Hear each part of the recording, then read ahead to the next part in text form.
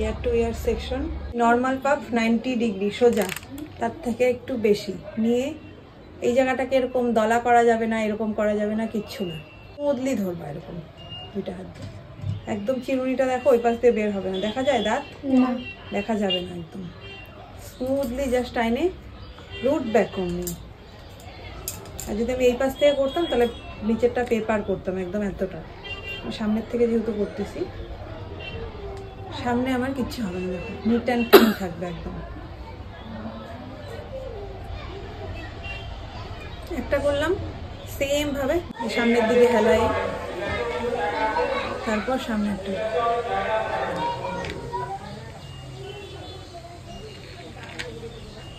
Same spray, hard spray, strong হয়, কারণ অনেক কিছু ওড়না দিতে পারো যাতে চ্যাপটা না হয়ে যায় জিনিসটা। সেম হালকা হালকা কম্বিং করবো, ভেতর দিকে জটটা বের হয়ে যায়, বা এইখানে যদি পুলিং করো, শাইন স্প্রে মারবো, ক্লিন করবো অল্প।